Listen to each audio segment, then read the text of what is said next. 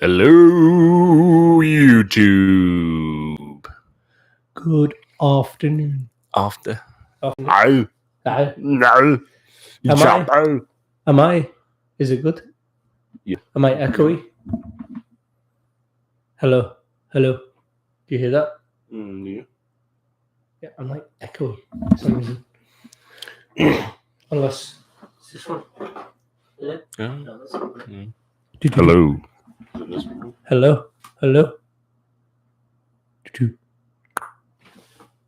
Well, then you're really quick and see if it's just is it my headphone? Weird. Hello. Oh yeah. Is it left now? Yeah, it's right. Yeah, it just kind of like goes over the ear. God damn. There you go. It's spastic. Hello. You hear it? Do you hear it? Can you hear me? Hello. Is that echoey? It's off. It's off, isn't it? Yeah. Something. I have no idea Come what. on, YouTube. What's going on? No, let's do this. Did you? Hello. Maybe. I don't know. And then. Is it back? Hello. I think that's back. Yeah, it's back. Yeah. There we go. All right. YouTube check.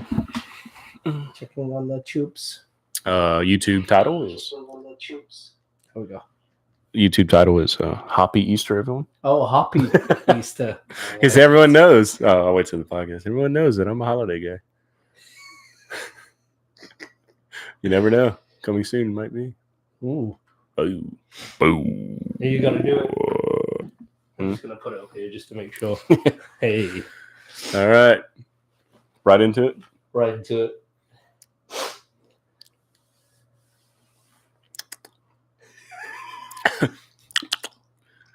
Oh, it's that intro. You imagine people would immediately turn it off.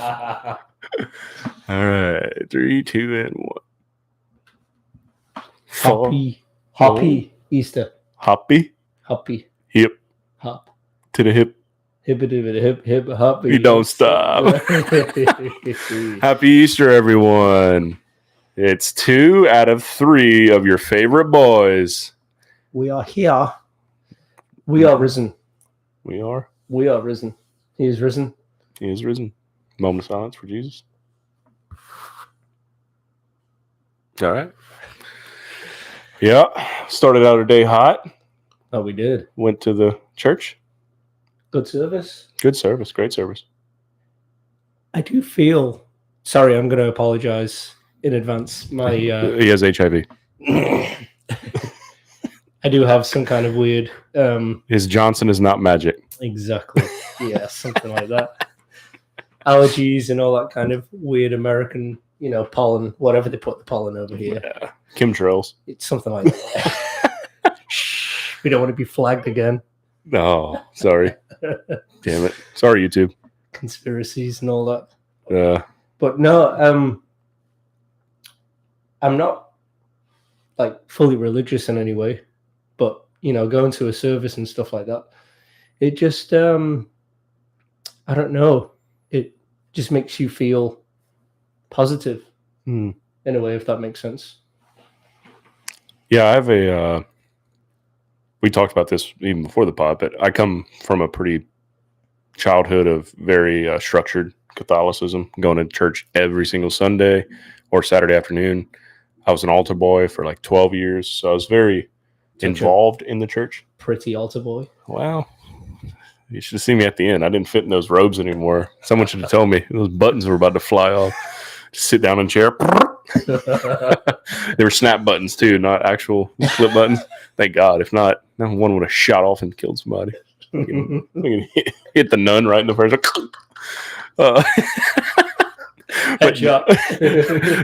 Kill confirmed.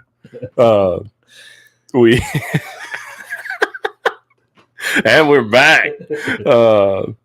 But yeah, I come from pretty structured church, structured religion.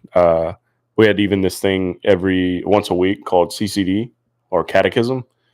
It was like school for church, because I didn't go to a private school, but this was a part of our church that we went to separately. So very involved. and then took a hot hiatus, I'll say. Kind of lost any. How old were you when you took the hiatus? Probably took a few hiatuses. Oh, okay. So I'd probably stopped right at 18, 19. Kind of went plateaued. Had no interest. I wouldn't go as far as to say I was agnostic, but probably pretty close. Then I kind of bounced back up, 22, 24, and then hit another one. And then only recently, say the last 6-8 months, maybe the last year, I've got back into it. And as recent as like a month, well, 2 months, really just focusing on it. What do you put that down to? Maybe, coming back to it, or, does something open your eyes and you're like, makes you think that maybe I should, rejoin, or just, is it something in your like belief system or something that triggers it going on in the world, or just in yourself more so? For me personally, I'd say pop. Dang. Pop, lock, and drop it.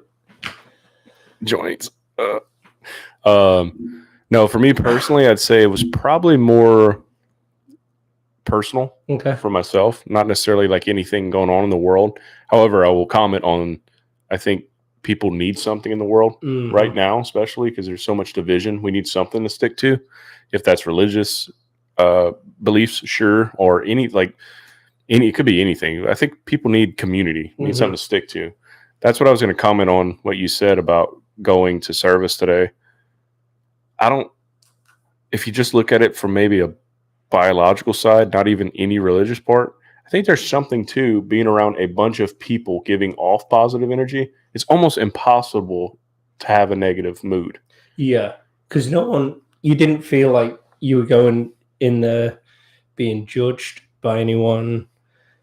No one had a negative. No one was swearing. No one was looking at someone for, when you're on the road and someone's looking for road rage. It's just like there's always someone who's got anger pent up, and it's just like they want to release.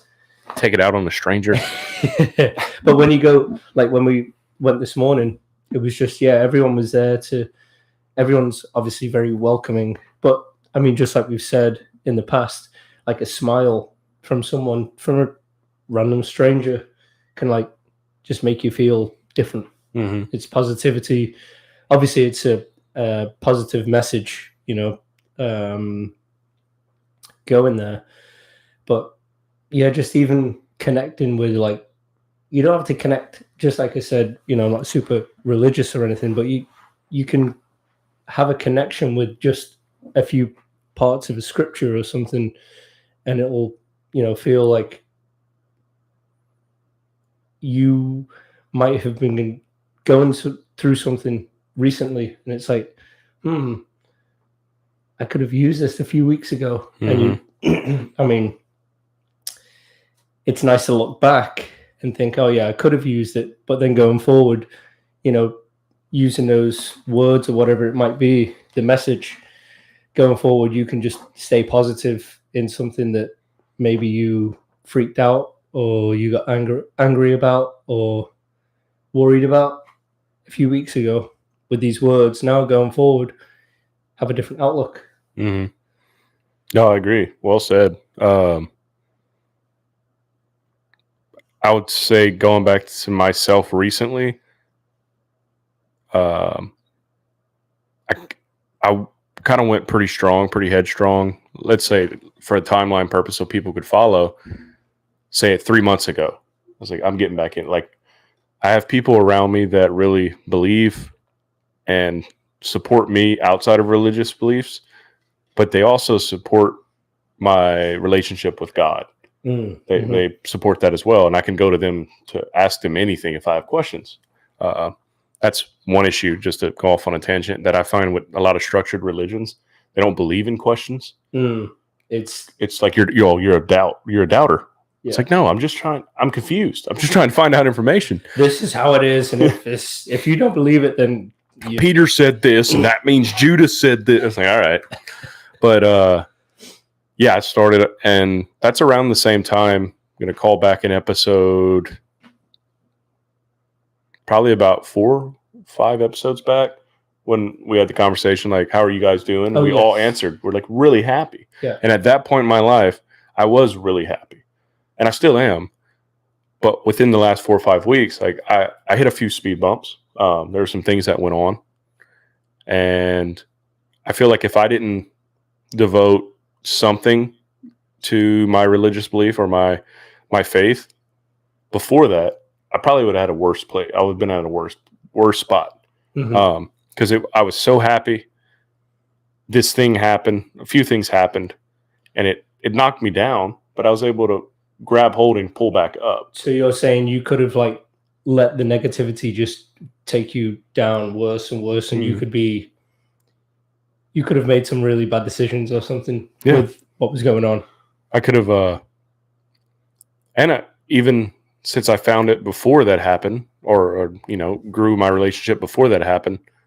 If that happened, I could have just threw it all away. Yeah. I'm like, all right, well, that didn't help. Why did I even do that? But I didn't. And I think it helped me not only get through it, but also helped me recover. And the downside is, life happens every single day. Yeah. Every single day, something can happen that could throw you off. So it's just a matter of just finding something that you can stick to and at least have a rock.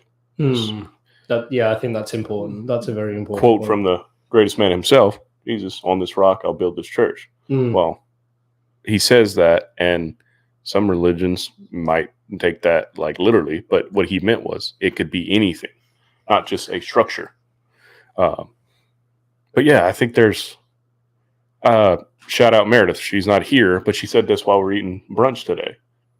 If you just read the 10 Commandments, if you're not religious at all, and you read the 10 Commandments, if you just kind of follow those, that alone makes you a great person. You can be a great person if you just follow. If that's your life motto with no connection to any religion whatsoever, you're agnostic, so you don't believe in anything, but you read the 10 Commandments, like, you can be a great person if you follow those. Yeah. It's basic, just human rights, human laws. Yes, yeah. Let's see. The interesting thing. Policing for yourself, basically. Yeah. But yeah, it was a great day. Fill the listeners in. We got church, and we got brunch. Oh, we did? And we might have went a little too hard, so we had to rest and recover. But we're back. Sunday. I mean, we're speaking in the future here, so it's Wednesday. Yeah. It's Wednesday morning. Wednesday morning. Yeah, we're speaking in the future. Let's see what happened Monday. Monday was a great day, and then Tuesday was okay. And now we're here on Wednesday. And Wednesday, we're gonna see how it rolls. I want to foreshadow something. This probably won't be a super incredibly long episode. Just kind of depends how it goes. But it is a happy Easter episode, holiday episode. That traditionally meant we do something every time. As you people on YouTube see, I am not dressed up as the Easter Bunny as I was for Christmas. I was dressed up as Santa Claus himself, old Saint Nick. But we do have, because of the trending on TikTok and Instagram Reels and all this, we have marshmallow Peeps, the kettle corn flavor. What? We have regular marshmallow Peeps, which I think it's a callback from last week's episode. We were talking about how just terrible of a candy they are. And then we also have hot tamale Peeps. If you have Instagram or TikTok or whatever, you've had to see this in the last week. Not sure how it's going to go. Aaron dodged a bullet. He's not here for this episode. So Aaron and James and I get to suffer eating Peeps. I don't even like marshmallows to begin with. So you've got to have if I'm going to have marshmallows, it's got to be chocolate around it somehow. Hot chocolate or, s'more or something like that. S'more, yeah. Just a marshmallow by itself. It's powdery. It leaves that film on your mouth. Slow down, but powdery, marshmallow, white, sticky, gross. Had to pull that one out. So yeah, we're gonna try that a little later in this episode, or we can just snack on it as we talk. But listeners not going to be very happy with the sound. What do you call those things? People watch people eat. Oh, mukbang. Oh, ASMR with peeps. ASMR mukbang peeps. I'm actually. Which one are you most favorite and least willing to try? I mean, probably because I know that a normal marshmallow is just a normal marshmallow. I'm okay trying that one, but I think the hot tamales one is just going to be.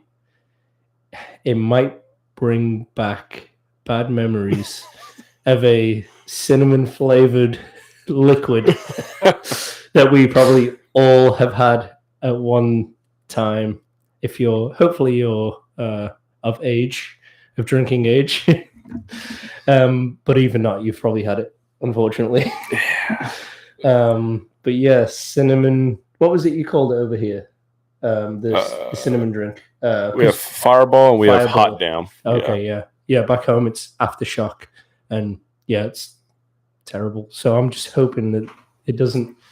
When you get that whiff of something from you've had a bad experience with in the past, and it's just like, oh, that's already hit me.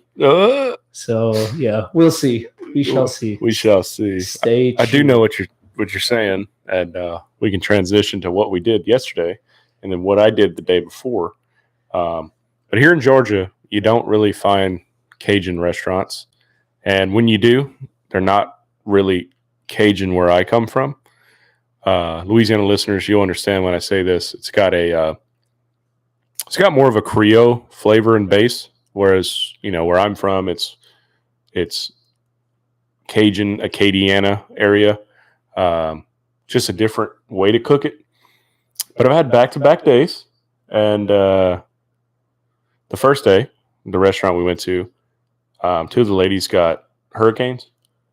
You ever drank a hurricane? It's a hurricane. It's this pink drink that I believe it's rum. Some people put vodka, or some just do rum and like Everclear. Ah. That has unfortunately came out of my nose before. It was a rough night. Clear sinuses. Yeah. Well, yeah. Oh, yeah.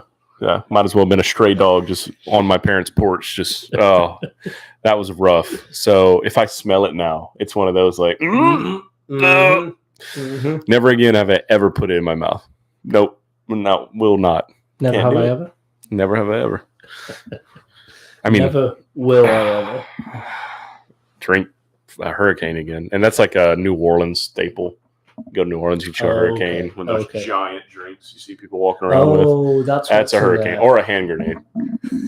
Probably about to get flagged again. It's a drink, not a weapon. Well, it could be a weapon in New Orleans too. Good Lord. Ugh. Yeah, if it comes out of your body by one by land, one by mouth, two by nose, surf and turf. It's no bueno. Especially alcohol. Food, it might take a while to recover. Might not eat it for a little while, but then I'll work back into it. I feel the alcohol, it just like you get that whiff and it's just like bang. Like, no can do. No. And like I think the thing that separates it is the food. If you get food poisoning or just upset stomach and you throw up, you don't normally feel like it's the sickness of the food that got you sick. The preparation or the expired or whatever. So you can work your way back into it. Whereas the alcohol, it's like, I just got hungover, feel like shit.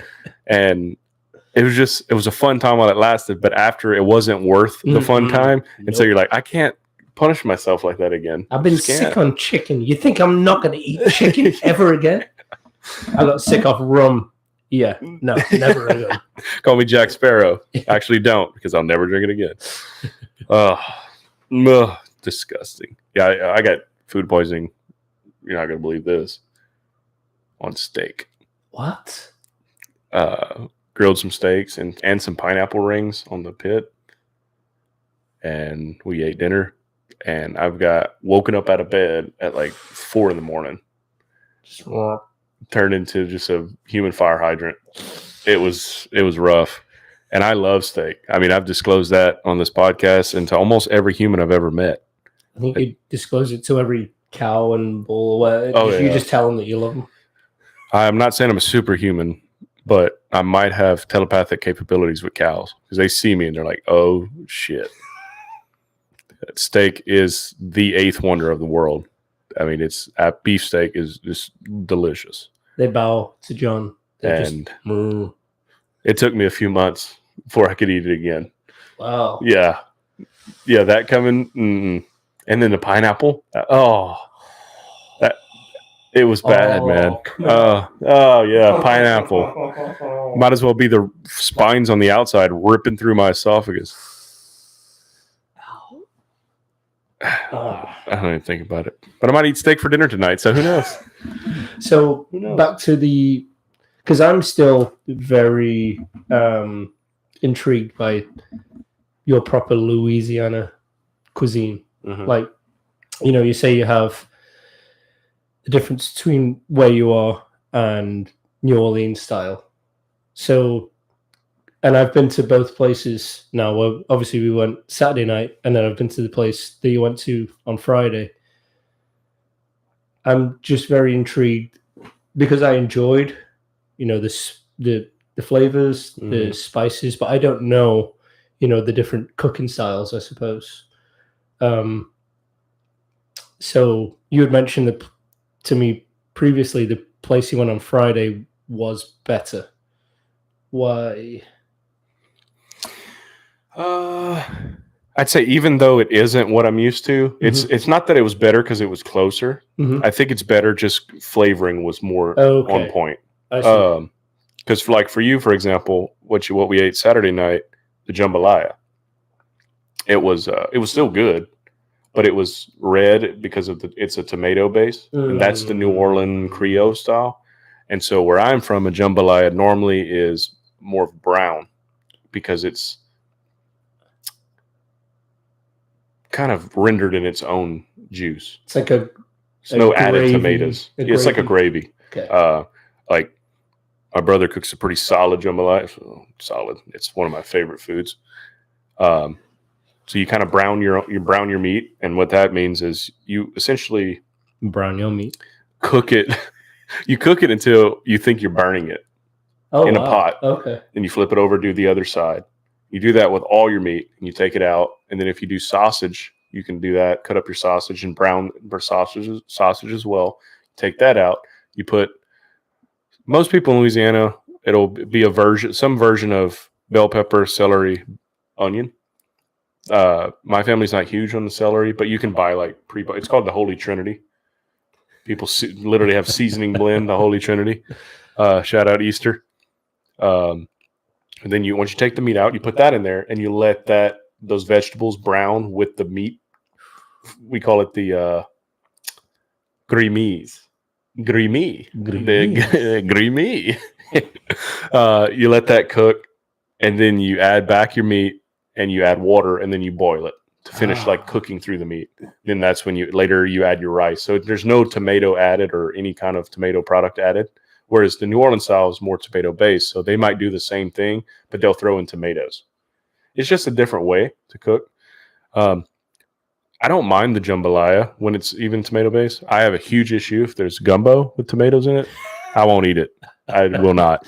Just kick it off the table. I can't. Get away. It's just roux base, and roux is, I can't even describe the flavor. To a Cajun, that tickles their fancy. You know? Really? That gets the nips hard. Roux. When you walk into a house and your grandmother's cooking or your mom's cooking and it's cold outside, you open that door and you smell that roux for the gumbo cooking, it's just going to warm you up. It's the only soup that I enjoy in this world. But it'd be an insult to call gumbo soup because there's a lot of meat in there. And eggs too. Drop some eggs. Oh wow! Yeah, boil the eggs in that. Oh. You don't boil them. You Ball them. Oh, okay. we don't boil anything in Louisiana. We ball it. Balled eggs, balled shrimp, crawfish ball, crab ball, balled mushrooms, balled corn, balled potatoes, balled sausage. That's BAWL. Is that? Yeah, or it's like me, bald. Either way, yeah, we ball it. Ball the shit out of it. Just call me Ball Bubba Gump. Ball Bubba Gump. Bubba Gump. Louisiana company. Fried shrimp, grilled shrimp, shrimp creole.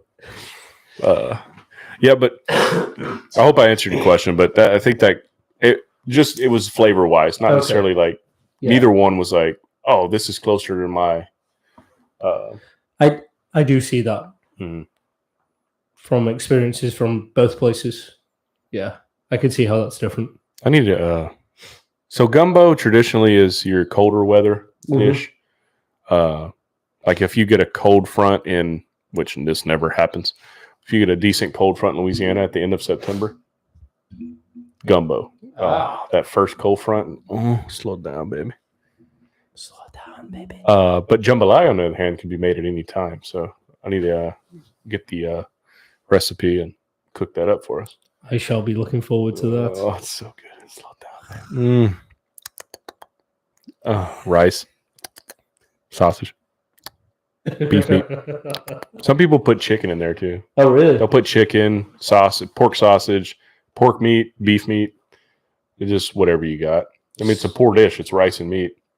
So when it was created, I mean, even my grandparents, like, you just cook with what you got. Just throw it all together. Yep. I mean, I personally firsthand know friends of mine, like their parents back home, like if they went to go hunting and they didn't kill anything, but they were just going to eat vegetables out their garden. Like, oh, okay. That's why they hunted. Was food on the table. It wasn't just to put a fancy little deer on the wall. Yeah. Yep. There's history to it. You can't just cancel something because you don't agree with it. But this is true. There's also negatives. There's bad people out there that will take advantage of it. I mean, that's the reality of anything, though. Yeah, it's very unfortunate. Poaching. I mean, I don't agree with that at all. It's a version of hunting that's illegal. I agree with hunting, but I don't agree with poaching. But yeah, it's interesting. Interesting life we live. In Cajun, Louisiana, Fipitin, Bec-Moncheux, Baton Rouge, Chou Rouge. Chou Rouge? Chou Rouge? You know what Chou Rouge? That's it. He said it was something. It's like Chou Rouge. Yeah, use context clues. Baton Rouge and Chou Rouge. Red. It is red. So Baton Rouge is like red stick. Correct. Chou Rouge. Chou Rouge. That's Cajun French. I don't think even French people would know what the hell because it's probably so wrong. Something else is red. Something else. Red Rocket. Hey, to infinity and beyond. It's red ass. Oh, ass. Okay. So Bec-Moncheux, you know, the slang in America is kiss my ass. Oh, yeah. Well, Bec-Moncheux is bite my ass. Like, bite my ass. Yeah. Kinky. So chew his ass.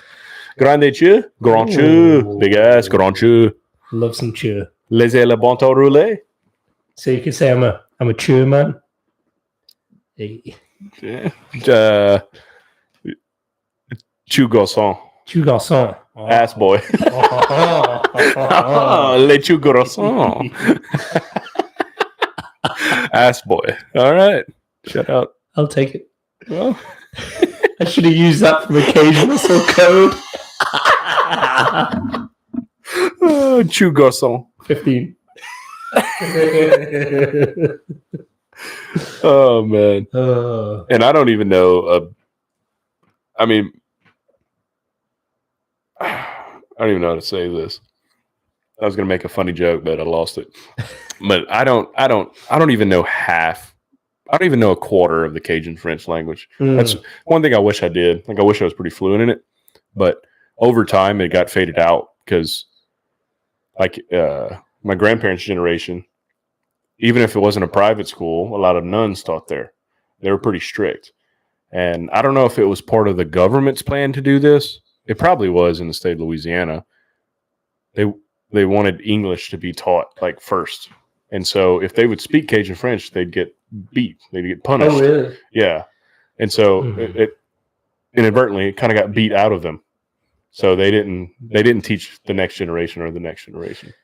Sounds like we're pretty similar. Like if you're sorry, apologies. Bless you. Welcome. Thank you.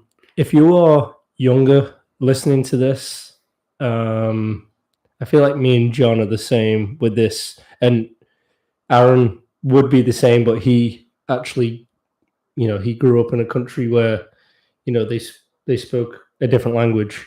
But having a second language, like throughout high school, I learned 3 years of French. I don't remember. I couldn't put a sentence together now, but I wish that I could go back and be like, yeah, I should go through with that and just learn a different language. I didn't necessarily want French, but it was one of those things. All my mates were taking it, so I was like, fuck it, French. I probably would have learned Dutch or German or something like that. Or Spanish. Spanish. If I would have known that I was coming to America, probably would have learned Spanish because it could have helped me in a lot of instances when I was playing football.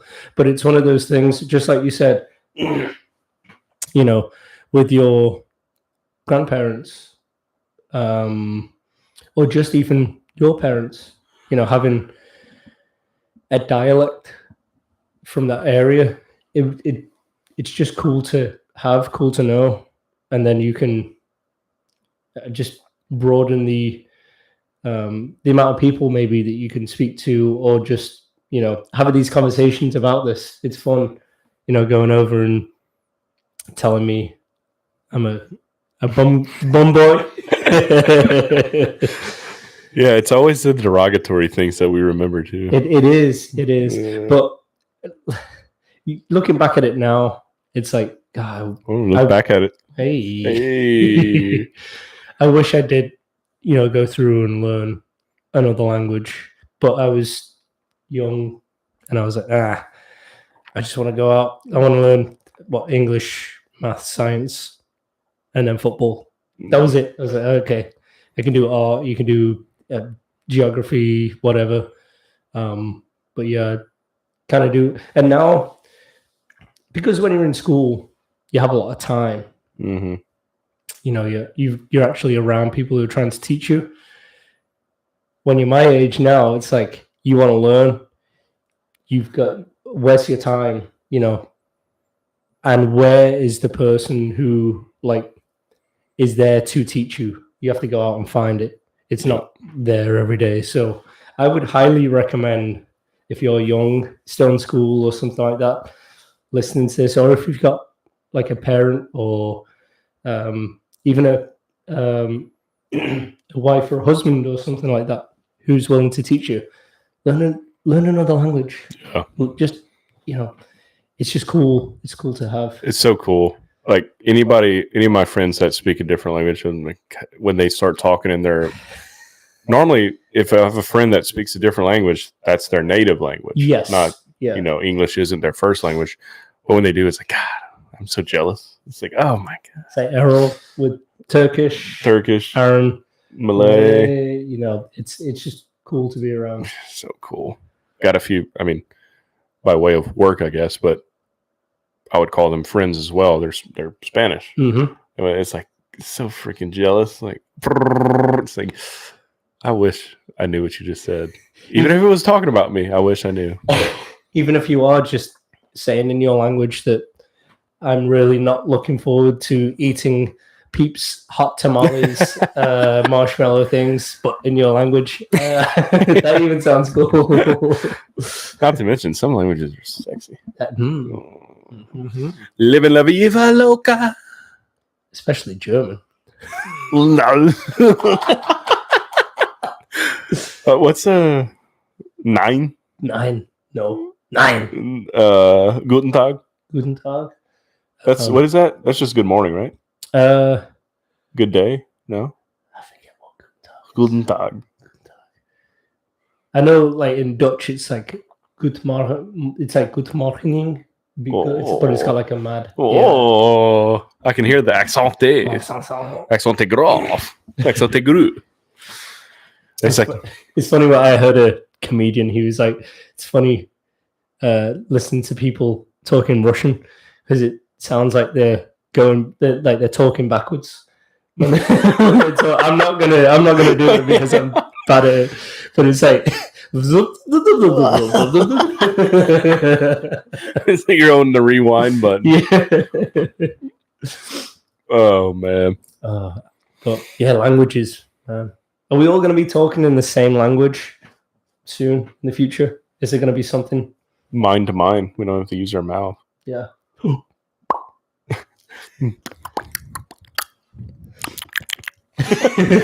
Top cream, sweet milk. Oh man, I want to learn that in a different language. Top cream. Oh, I can't pull that one out. Top cream, creme. It'd be creme, so it'd be. I don't know what top is.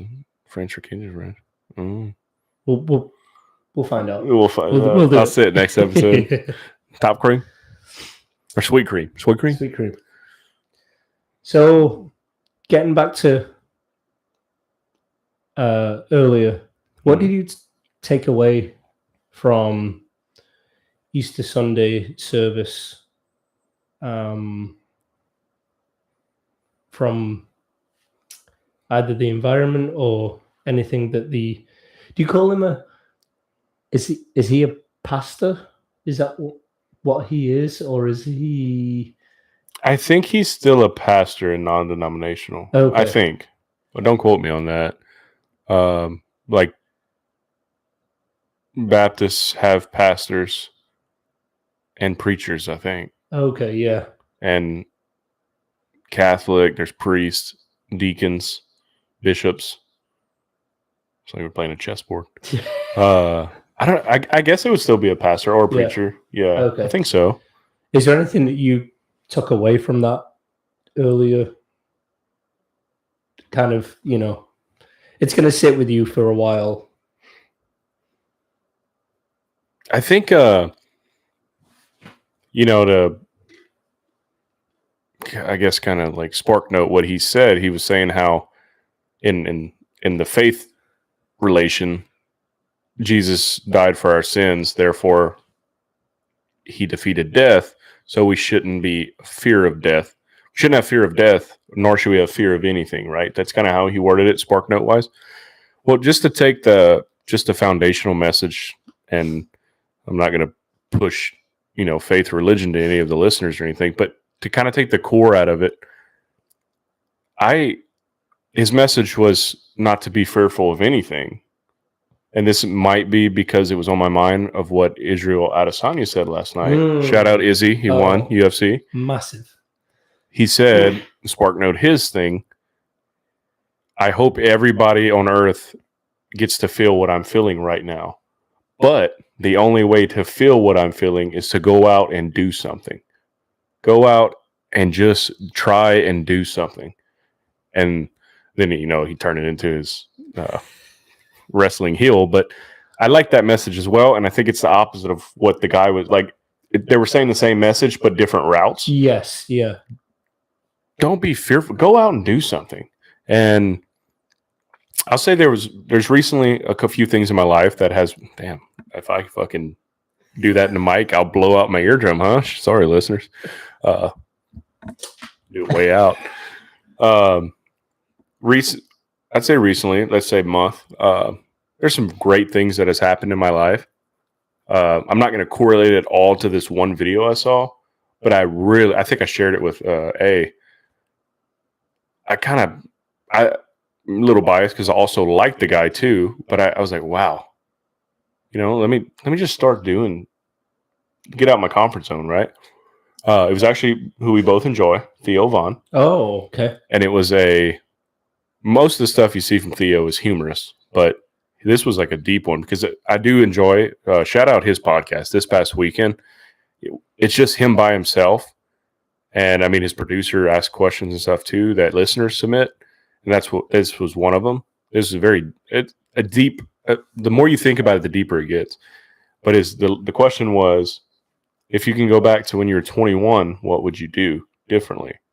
And Theo's answer was, ask her out.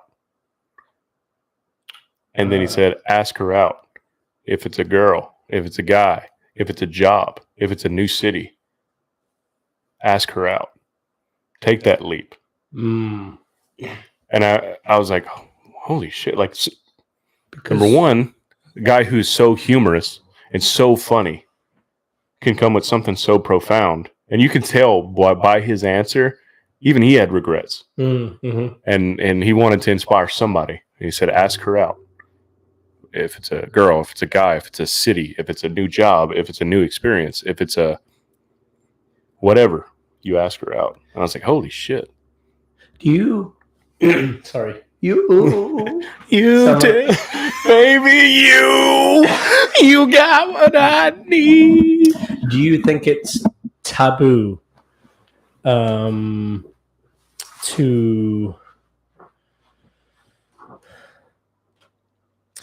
have regrets? Because so many people, they don't want to admit that they have regrets. I would never regret anything, change anything, but I mean, I understand it's like you saying that means that you've grown.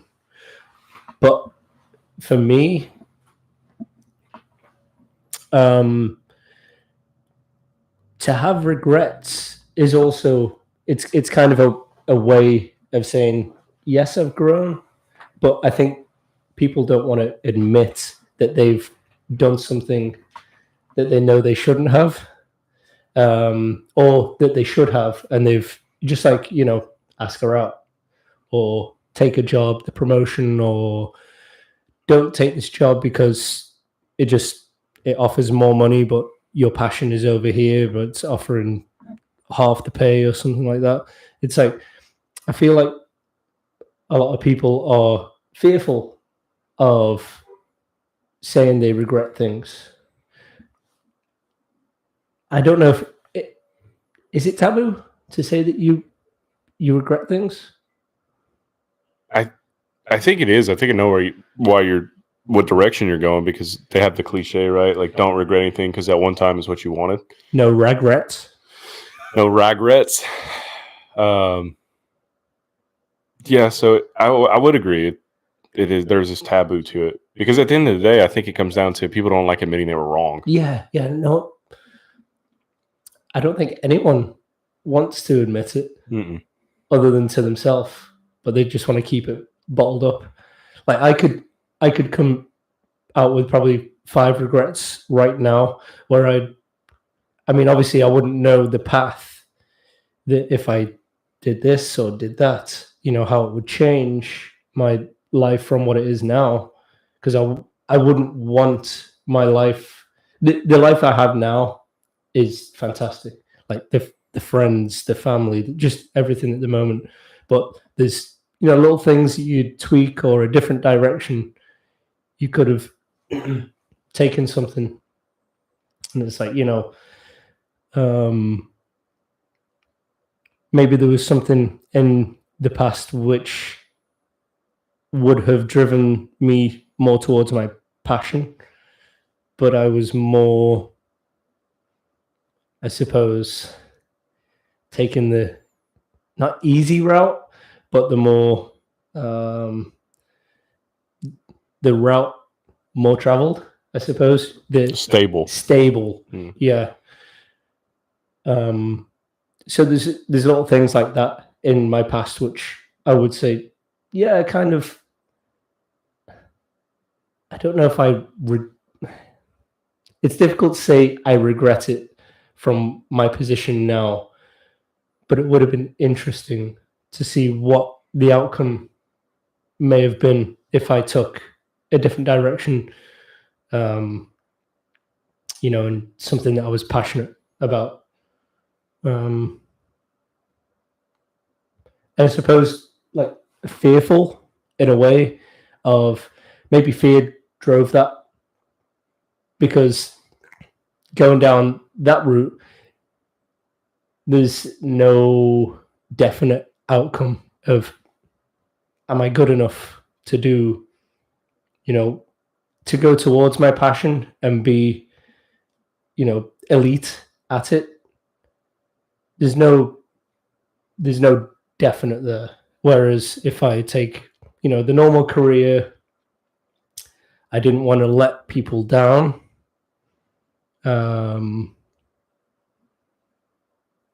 It was a lot more stable, and it was normal. It was just a normal thing. But you see so many people who they take that chance or opportunity, and they love their life, Mm-hmm. and they wouldn't have it any other way. Even if they take that route and they fail, but they can always come back and go the other road. But it's like taking that bypass and being like, let's go and see what this is about. I feel like I've had a few of those in the past, and maybe I do have a small regret of saying, I had a chance and let it go. Coming to America was one of those chances that I took, and I do not regret it one bit, not one bit. I miss family and all that kind of stuff, but for myself, growth, happiness, the family that we've built over here with, you and Aaron are family. To me, it's like you don't have to be blood to be family. You find family. But that was a huge opportunity that I took. But there's just other little bits and pieces that I could have done.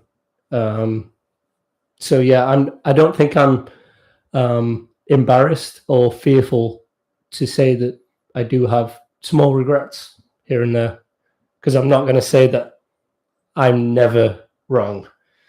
I'm wrong on a daily basis, and I'll admit that. But yeah, I don't know if that if people would admit that more, maybe they'd be a little more open, to try and something that they're passionate about and driving. Just like you said,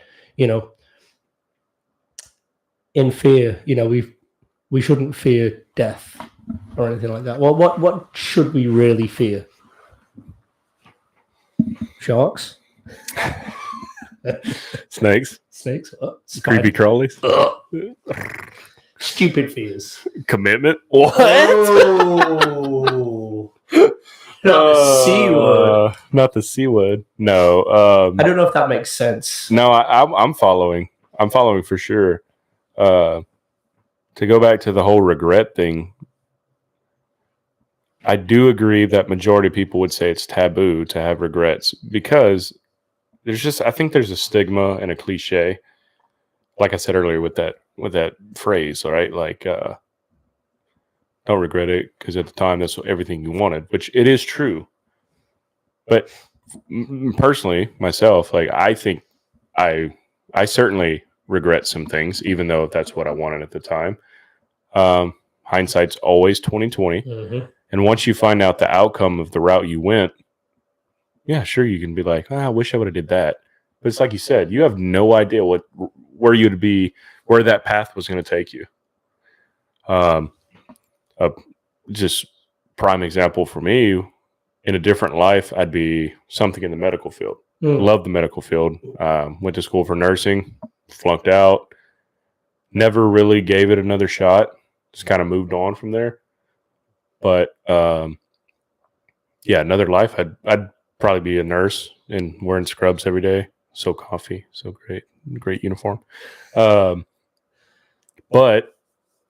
in a weird way, in a small way, I didn't stop doing what I wanted to do, which was help people. I'm helping people now, different avenues, in a different avenue. I'm fortunate enough to get to take a trip at the end of this month to go help people who are way more poor than I am, way more unfortunate than I am, and I'm way more fortunate. But yet, some days I just find myself bitching about what I have. It's like bitching about what I don't have when I'm taking for granted what I have, right? And so I'm looking forward to that. I've expressed this in the pod before. When I go to Mexico, it's the same thing. Like, I kind of get grounded, get humbled a little bit. And, that $50 t-shirt I thought about buying. It's like, well, don't think I need it, Come back and you get grounded a little more, and your bank account thanks you for a little bit, and then it fades away. But do I regret not trying to get? I don't regret the fact of where I'm at now, because nursing didn't work out. I think in that whole subject, I regret not trying again. Okay. I do regret I regret giving up. Yeah. Okay. And that's just personally for me. Like, I'm not a person who gives up. Never was. But I gave up on that, and that kind of. I mean, still to this day, we talked about it earlier. Like, you'll think of something that's embarrassing that you did, and like, God damn it! Like, remember that time in fucking 6th grade? I fucking blah blah blah. It's like, God damn it! Or even something you say, like, it's like, oh, why did I do that?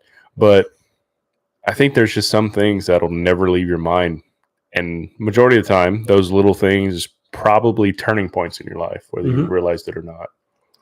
Yeah, I don't know. This might sound like a bloody cartoon or something, but I just see it as like a little bubbles, and you pop a bubble, and that one's gone. But then you follow another bubble. And it's like there's so many bubbles around, and it's like you might just follow one, and then you see another one come along, but you burst that one, and then you go for a next one. And it's like you don't know the outcome of them, but they're just opportunities.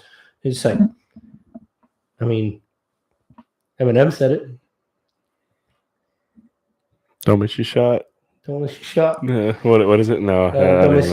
This opportunity comes once in a lifetime. So you better know if you've, maybe that opportunity came and went, but there will be another opportunity to do something. Age, I don't think matters. It's not. This opportunity doesn't have to come to you at 18 years old. I have to do this. I have to follow this. It's like, look at so many people who go through their life and they're, mid 50s, 60s, 65, and they find their passion. It's like, what was it? Was it the KFC fella? Yeah, he was 40, 50? Yeah. Maybe 60 when he started. 13 herbs and spices. Like, you go through life and all of a sudden you find your passion. So, it's just a new bubble that comes in and you're like, Like, one of the guys I follow, who I use for it's different motivation for everyone. There's so many, different things that motivate people. But CT Fletcher, he's a old school bodybuilder, powerlifter kind of guy, but he's very motivational in a direct way. He's going to tell you to get your ass up and you move. He's like, oh, your nail hurts. I don't care, motherfucker. You get up. Oh, your back's hurting. I do not give a rat's ass. You get up and you go and do. His motto is, it's still your motherfucking set. Doesn't matter what you do. And this guy didn't get big until, I want to say, his late 40s, early 50s or something like that. But he's like, that's his passion. He was a postal worker, but he always continued his passion. But he never bared fruit from it until he's, I think he may have been in his 50s before he had his first gym and, really got successful and made a name for himself. But it's like, he chased his passion, but it took a long time. But now everyone in the fitness world knows of CT Fletcher just because of his motivation. His motivational speech is for me, it's one of those like goosebump kind of things. You hear it and you're like, oh my God, I am a lazy piece of, I don't care if I'm sick. Like I should get up and move. But yeah, it's it just they come and go. But what I'm trying to say is like, don't give up just because you're a certain age. You don't find it in high school. I don't think 99% of people, they're not going to find their passion until later on. Mm-hmm. You might think, oh yeah, I love cars, so I'm going to go and be an engineer, at 16. But all men, we love cars. We love things that go fast and make loud noises. Fast cars and fast women. There we go. What? But then you realize, later on in life, you're like, maybe I like saving lives. Mm-hmm. So you might go on a different path. EMT, you can drive fast and Yeah, we go. I heard the pay's terrible though, so maybe not. No, it's honest, but it's true. At least I think majority of people would agree. Like you do, there are avenues like CT, for example. He followed his passion, but yet still had stability. Mm-hmm. I think people lose sight of like, oh, I could never do that because I have to do this, and myself included. Like, I don't know what my passion would be, but I'm in an awkward, I don't know, career-ish place because I wouldn't trade what I have for the world. But the industry that I'm in, it's not my passion by any means, right? Yeah. But it's because of the people who work there is why I'm so passionate about why I work there. But people have this loose idea of like, oh, follow your passion. Well, what's your passion? Like, oh, I want to go save orcas. It's like, okay, I'm pretty sure you could still do something to help out and still have your 9 to 5 or something. Like, you don't have to just give it up and like jump off the cliff. Yeah. I mean, some people do and it works. Sure.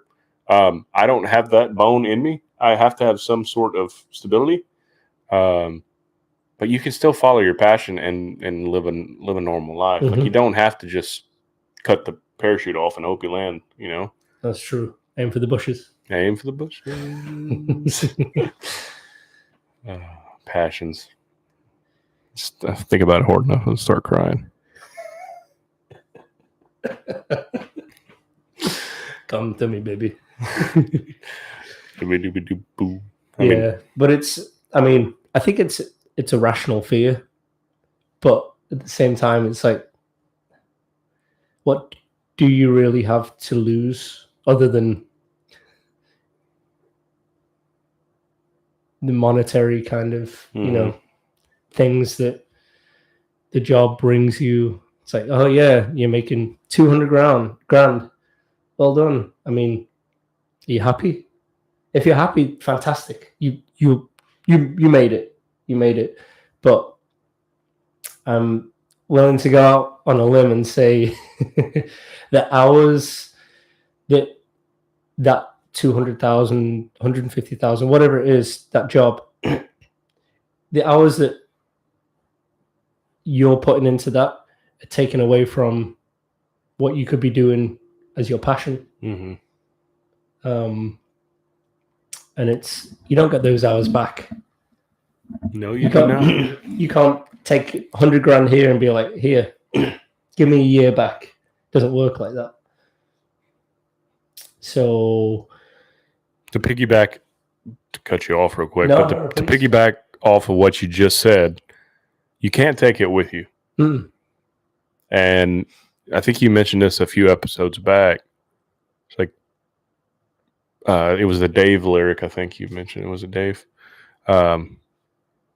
What's the point of holding all onto it when you have people around you who love you and wouldn't take advantage of you? Just share bring them involved too. Like, It's what we talked about with the memories. Like a memory by yourself is great, is good, but a memory in a group it's invaluable to me. Like you can't put a price tag on it. Yeah, sorry again. When you're in that group and you share that memory, it's almost like it's not immortal, but it lives in all of us. Mm-hmm. When you've got it yourself, you're like, oh, I remember. Do you? Oh, no, you don't. Do you? No, you don't. You don't have that collective take you all back. It's like childhood stuff as well. It's like it takes you all back. You can say one thing and be like, oh. When we were talking about music, quite a few episodes back, it's like it takes you back. We were all in different areas of the world, but that song takes us back or something. So when you go and do something with people you care about, and you can relive something, that's so cool. But doing it by yourself, it's good. It's just not great. Yeah, it's not great. That's why I love the idea of when people say like, just go on a vacation by yourself. And like, it sounds good in theory, but for example, like one vacation I'd love to do would be either fly into Maine, somewhere in Maine, and drive down to Boston, or fly into Boston and drive up the shoreline of Maine. Oh, yes. Eat some fresh seafood, some fresh lobster. That's something I would love to do. But I feel like a part of me would be kind of miserable in that car by myself driving that coastline because I have nobody to share that with. Exactly. So that's one thing I've been holding off. It's like, I just wanted to go back to this lyric really quick because I think I got it mixed up a little bit. It's, what's the point of being rich when your family ain't? It's like flying first class on a crashing plane. You can't put it better, really. I mean, where are you going without everyone else? Yeah, what are you trying to escape from then? Nice comfy seat you got there. We're all going down. Yeah, I think there's so much to enjoying things together with a group or with people you care about. You get so much more out of it. I think that's something I would like to try and be better at is, doing things, going to functions or whatever it is, together. Even if, for instance, say, if you tell me you're going to a barbecue festival or a country festival or something like that, or Aaron, he's just got something going on, which doesn't necessarily, I'm not necessarily into myself, but I'd be more open to go and experiencing it with people, who we both care about each other, and we could just have a good time and experience things together, because that might turn into one of the most memorable days, for your group or something. So I think I want to be better at that, go and experiencing things. Beach trip later this year. Oh, please.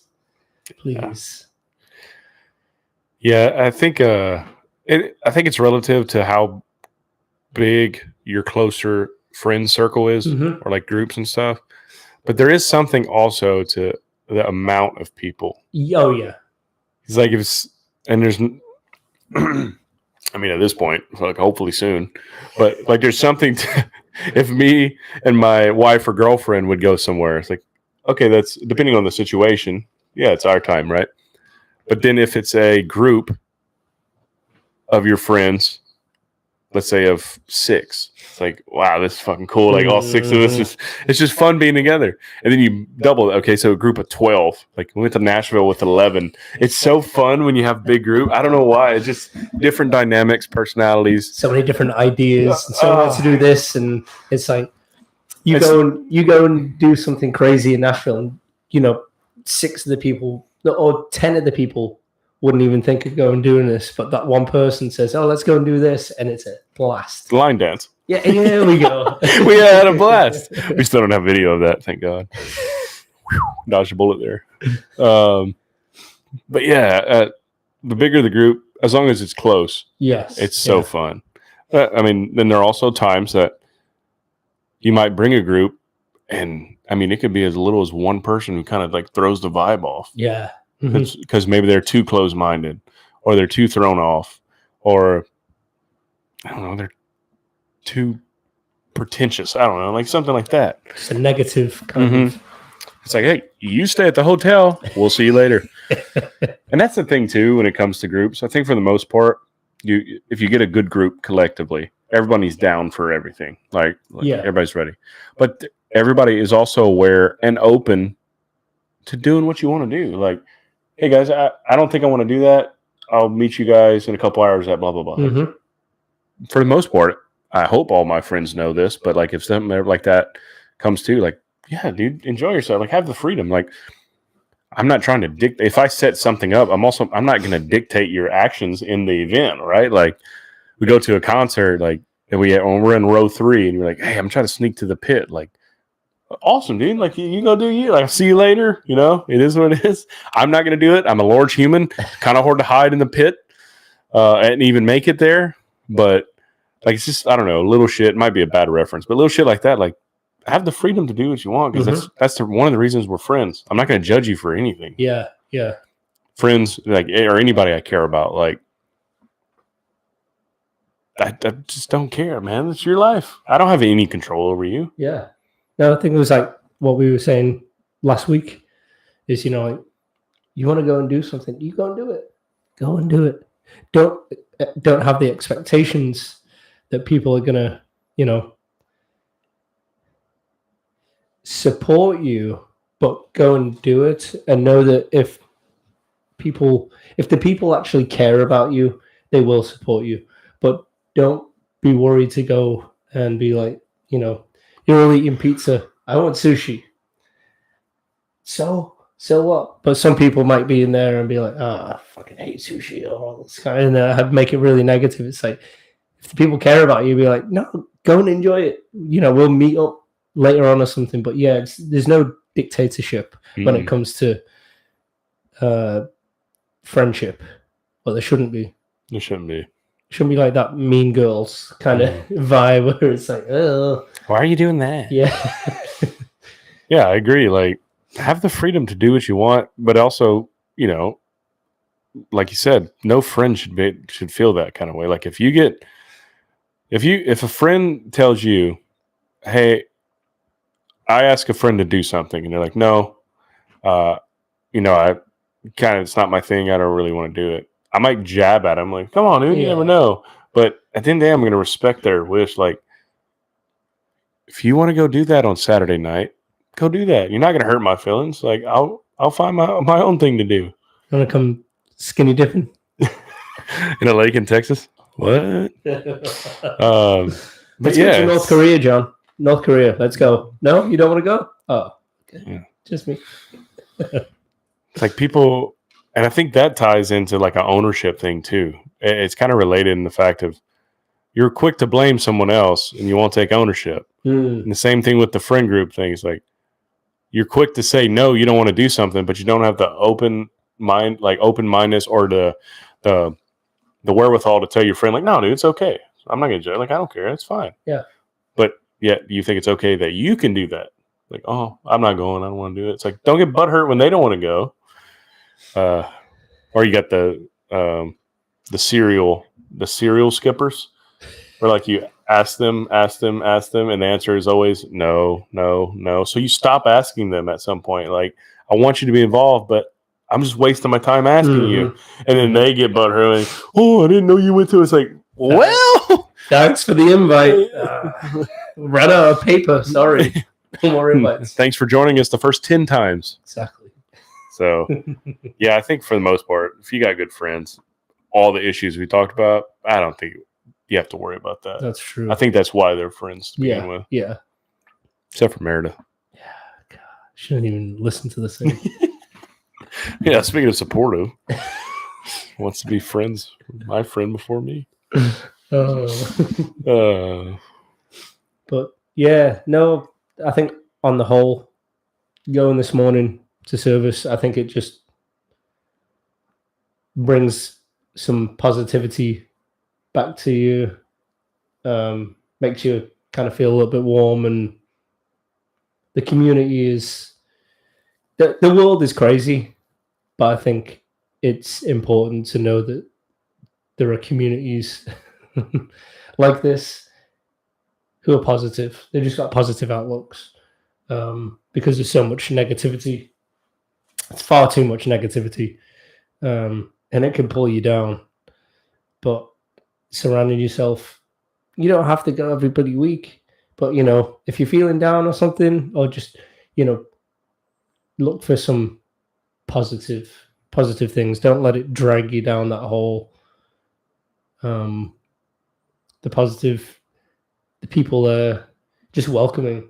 They're not expecting anything from you.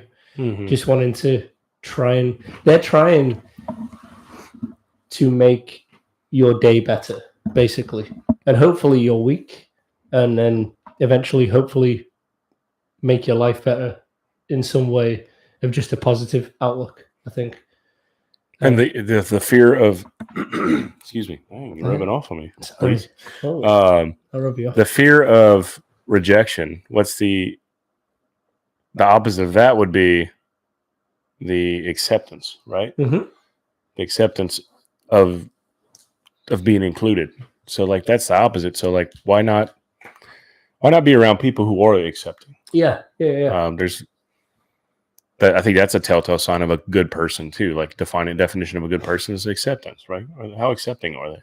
Man, we only live the average lifespan. We're at 78 or 82. Like by the time you have the functioning brain to compute everything what's going on, I think it's between the ages of like 32 and 35 or something. Like when you're at your peak with mental and physical, that's a third of your life already gone. Mm-hmm. Like in all actuality, you got a pretty short life to figure shit out. But why dwell on the negative? Why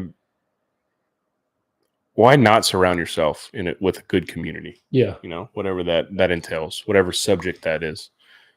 Could be man, if you really like math. Yeah, I'm sure there's math groups out there that you can go find a group, or like the people like me and you are nerds. We play video games once a week, if sometimes once a week. I'd say that nerd very loosely because there's people who play way more than us, people who play less than us, but then they have like the people who do the Dungeons and Dragons, which if that's what they're into, that's great. Yeah, go do that. I'll probably never join you, but you go do that. It's just. So I think some people take life like too hard line sometimes for no reason. Like I think it's the traditional way to look at things. It's like you have to do this, you have to do this, you have to do this. No, you don't. You don't have to do anything that you don't want to do. If you got something figured out, run with it. Or even if you think you do and you end up you don't and you fail, you're going to learn from it. Yeah. It's still not a negative. You failed, but you learned from it. So did you really fail? Ask her out. Ask her out. Ask her out. Thanks, Theo. Theo Vaughn. He also said best weed he's ever smoked was cocaine. No in between with him. Yeah. Love Theo. But yeah, I think consciously I knew I loved that video when I saw it. And then shout out, it's one of our mutual friends who actually shared it on Instagram where I saw it. So I actually listened to that episode. But consciously I knew it impacted me, but I didn't know how much it impacted my subconscious as well. Because since I watched that video, there are quite a few things that have happened that wouldn't have happened had I not asked her out. Had I not got out the comfort zone. So it's crazy. It really is. Could all go down in a blaze of glory, but I'll ride that bitch out until we sink or swim. John, sorry. you're not on that ride alone. When you got that community, we're all on that ride together. That's right. You're just the one in the front seat. We're in the back, but we're all on that ride. You go down, we're all there to pick you back up, do whatever is needed, support in any way. And I think that's another thing in a community, or I mean, even what we have is like a small community, with our small group of friends. We're all each other's support system. If something important is going on in our life, we can talk to each other, and we're not going to steer each other the wrong way. So, yeah, having that determination to go and do something, ask her out. And if it doesn't work and you need a helping hand getting back up or something like that, the community is there to bring you back up, help you out. That's what it's there for, really. Yeah. Good and the bad. Good, bad, ugly. Biggest fan, most loyal supporter. Mm-hmm. Yeah. So I think it was overall a good Easter when it comes to, I suppose, just having faith in yourself, maybe. And knowing that maybe you don't have to be religious, but knowing something is there that's, you're either going to fail and learn, but it's not going to be the end of the world. Something's put there for you for a reason, and you're going to do it for a reason or not do it for a reason. But if you want to do it, I think go and do it. Go and do it. Go and do it. Find your foundation and go and do it. And I do not want to eat these peeps. We can talk for another 20 minutes to make sure we don't eat the peeps. Oh, man. But that's what I took out of today anyway, I think, at least. And it was, I just want to say here, I'm not going to get all soppy and cheesy, but like going with you to this thing today, just like we were talking about a second ago, going and experiencing something together. It's like we were never big into religion, you and me.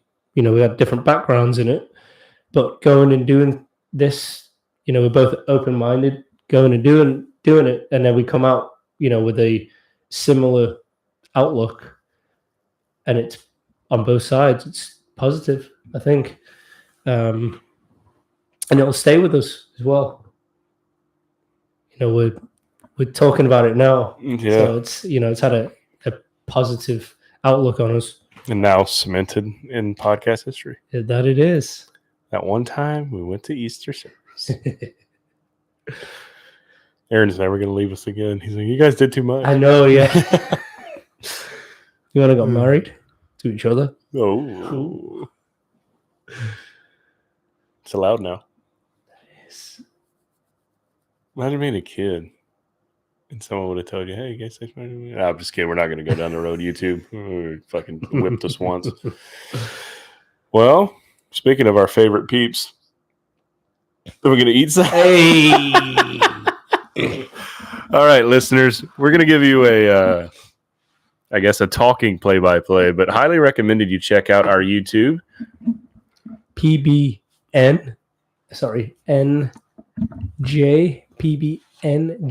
on YouTube. Pb&j official podcast on, is it?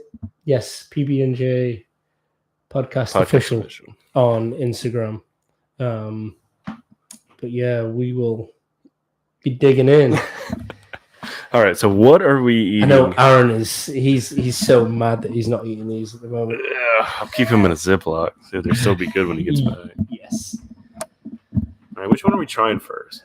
We're going Eeny, meeny, miny, mo. In order to get the flavors, I think we got to go like outside flavor, regular, outside flavor. Okay. Like clean the palate. Either kettle corn first or hot tamale first. Ooh. You rock, paper, scissors for hot tamale. I rock, paper for kettle corn.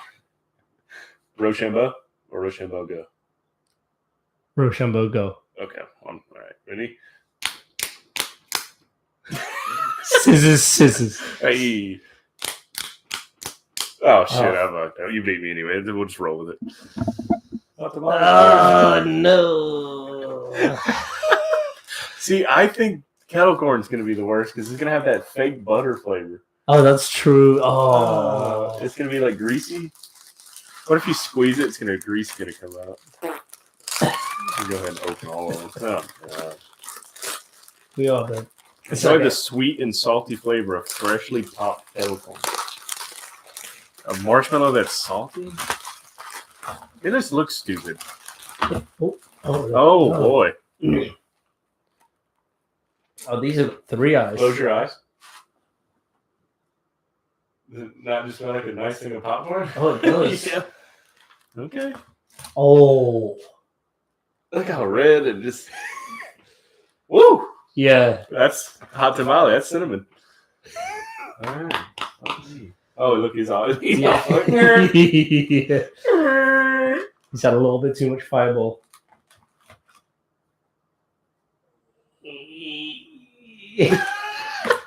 I forgot how gross they feel. Oh, yeah, they're all spongy. Spongy. Always go head first. Cheers. Cheers.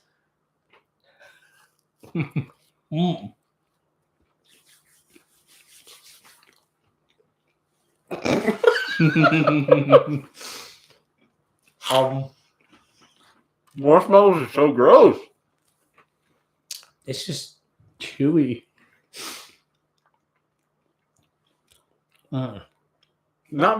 It smells stronger than it tastes. Yeah. Still. Oh. Who would? Oh my God, Easter's coming. I gotta go to the store and eat some Peeps.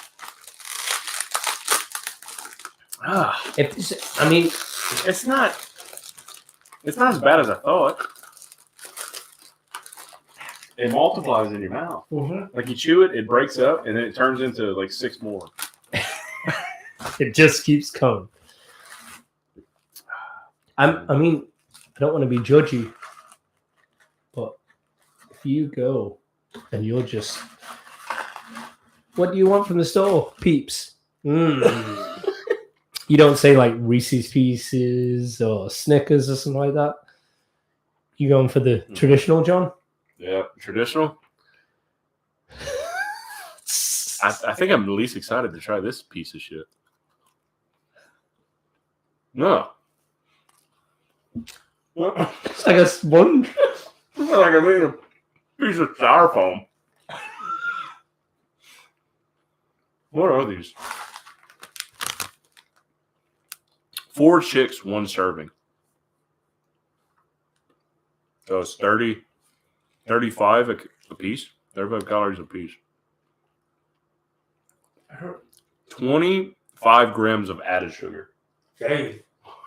Oh. Do not take medical advice from us. But I don't think Peeps will help you out. No. Oh, God. That was worse than the tamale. I think so. It's just, nah. If blah was a food, that's it. Yeah. No, that's a good way. It's even worse than a normal marshmallow because of the crunch you see. Yeah. Oh. Is this going to be the worst one? Oh, yours looks fat. Oh, look how thick it is. Oh, no. Oh, yeah. Oh. You fat boy. Oh. Oh, no. This is going to be bad. I'm just going to feel it. If I text you from the toilet later, no, it's this kettle corn.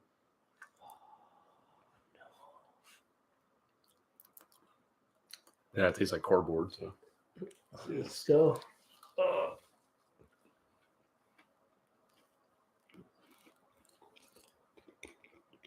I wouldn't call that kettle corn.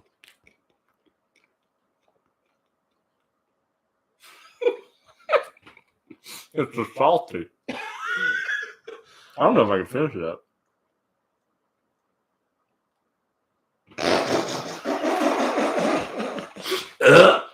Just hold it in your mouth and don't chew and let it just float. Absolutely disgusting. Yeah, I can't finish that one. Oh, God. Don't need to see this. Oh, no, that's not good. Okay, sorry, I gotta go. This one. I'm throwing these away anyways. Put it in there.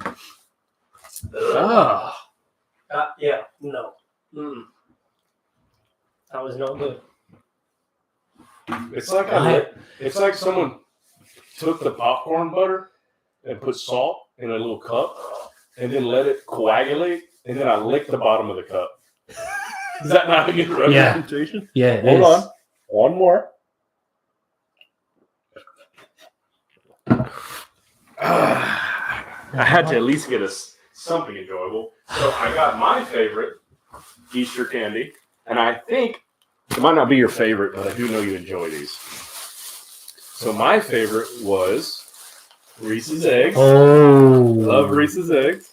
Oh, you dirty daddy. It just hits different when it's shaped different than the Like square. egg. And I think you like these. Cadbury chocolate cream eggs. Hopefully got us each of some of our favorite. I am getting spoiled here. Yeah. Damn, don't look at the calories of that thing though, huh? Oh, good. It's what Easter's all about, isn't it, John? I guess so. Hippity hoppity. Christmas is about presents and Easter's about chocolate eggs. Breaking that fast, breaking that Lenten penance and hitting it double. Oh my God. Yep. See, this and those things should not be sold in the same universe. If you are someone who will choose a Peep over a Reese's egg or a chocolate cream egg, I don't know if we can be friends. I want to stay positive. I want to have a positive mindset. If you or anyone you know chooses Peeps over any other Easter candy for that fact. God. I'm trying to think of like other bad candies which are like really bad but just not as bad as Peeps. Candy corn. Candy corn. Yeah. A lot of people like candy corn. I'm pretty neutral. Like if I never ate again, I'd live a happy life. Yeah, you're not beating this. Just slow down, baby. Peanut butter and chocolate. I don't know if I ever actually ate a Cadbury egg. Oh, really? Yeah. My dad's favorite, though.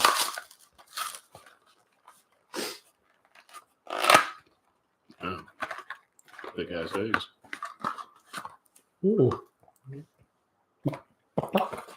Thank you, John. Happy Easter to everyone. Happy Easter, everyone. Hope you got... I have two things, actually. It's going to start being my motto. Number one, hope you really... This isn't my motto. It's the second thing. Hope you got to visit... Sorry. Hope you got COVID. No, I'm just kidding.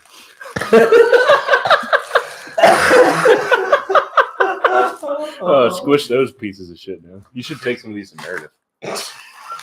Better to try one.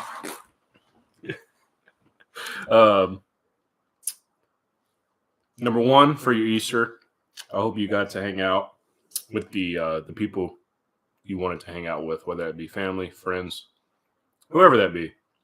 I joke a lot on the podcast, but at the end of the day, I do love holidays because that's normally kind of the overall topic we talk about today as a community. I love the holidays because you do spend it together, hopefully with the people you really want it to. So, number one, I hope that for you. And number two, which will start being my motto, I hope something good happens to you today. And every day of your life you wake up. I hope you have that thought, and maybe you pass that along. I hope something good happens to you today. I like that a lot. I really do. Oh, The that's world would be, chocolatey. yeah, it's very rich. If something good happened to everybody every day, imagine how good the world would be.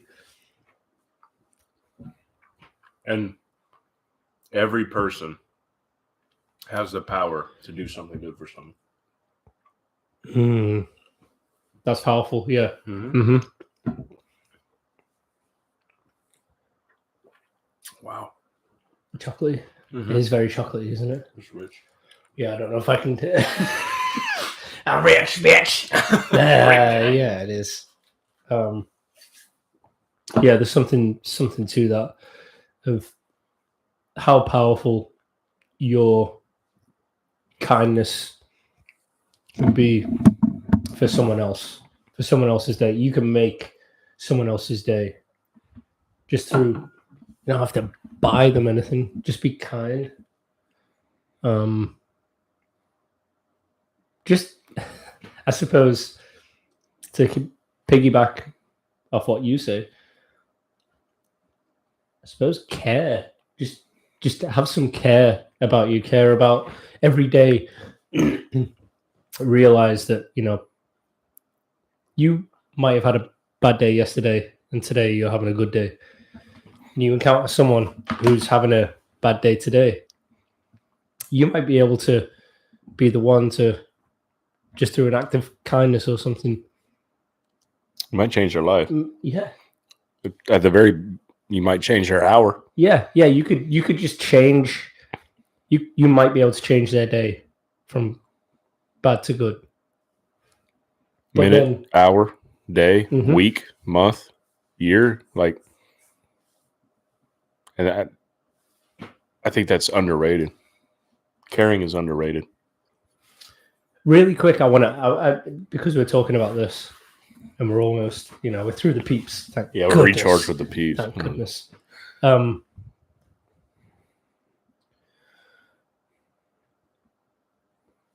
Do you think?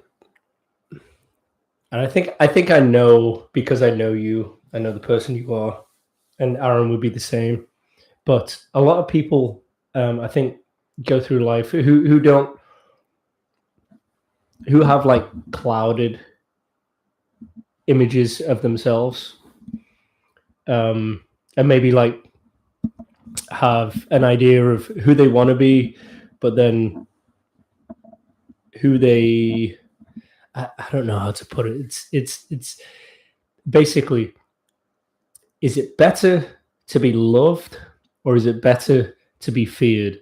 Because there's power in both, but it's like, I think some people want to be one or the other, and they try so hard to be that one or other instead of being themselves. So I want to be feared, or I want to be loved. It's like, if that's not you, then it's like it's an act.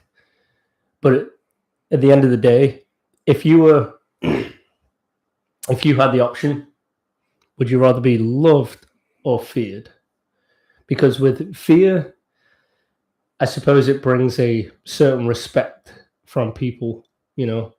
We have like teachers and all that kind of stuff who we feared in school or something, or some people find respect through fear. But then being loved, I feel like it's a completely different respect. And a lot of people take love for granted, and they see love as a weakness. It's like, don't take my, kindness for weakness kind of thing. So if you had an option to be, would you rather be feared or would you rather be loved?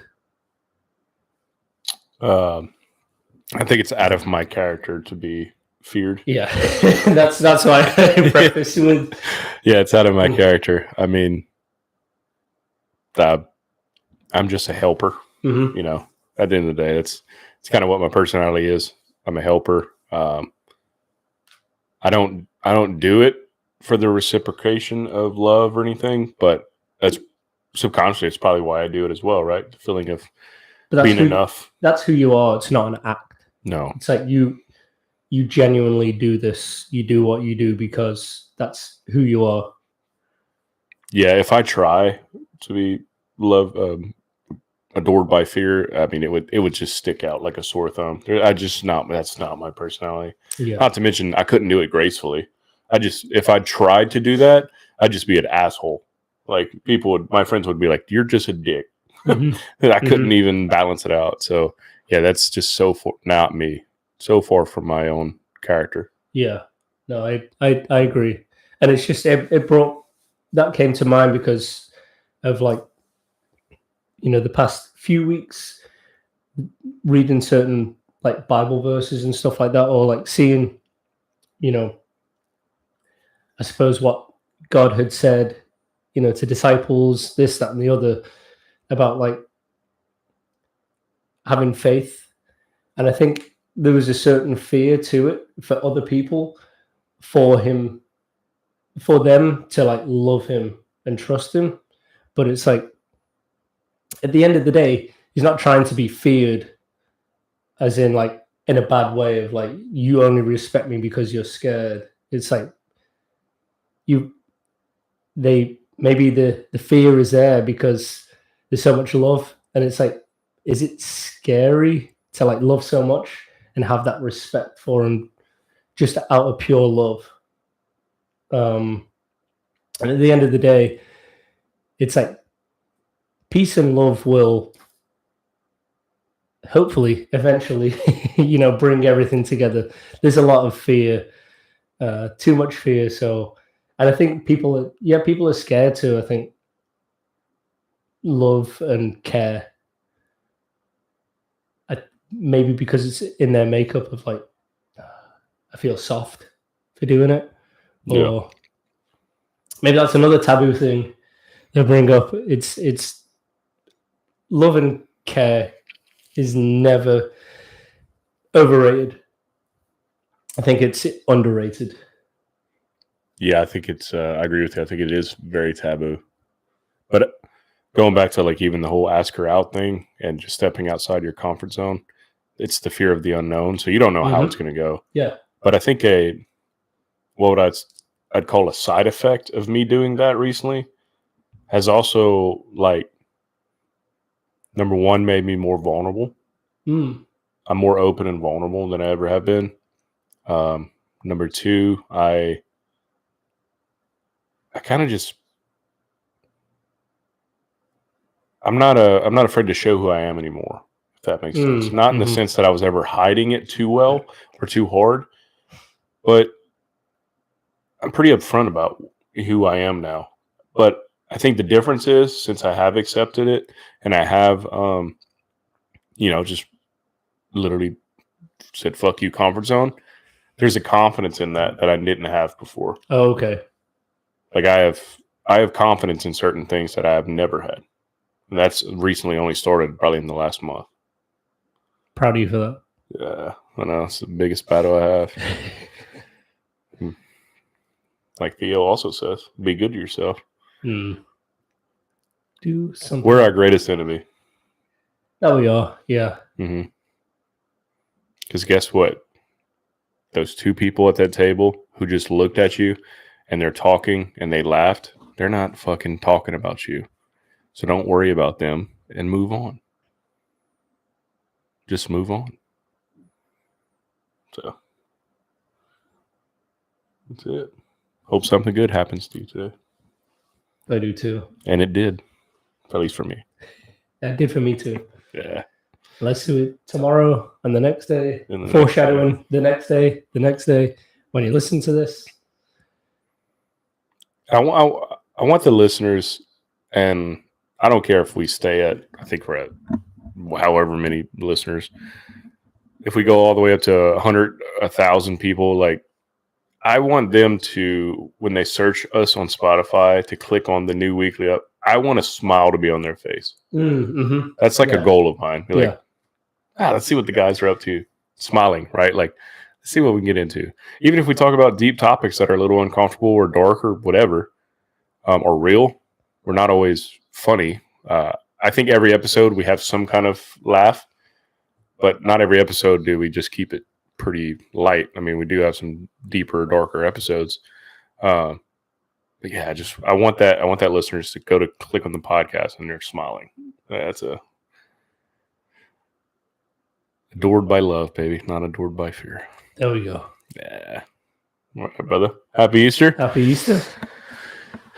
To everyone, be kind. Look out for each other. And we will see you next week. Happy Easter. Hey. Goodbye, YouTube.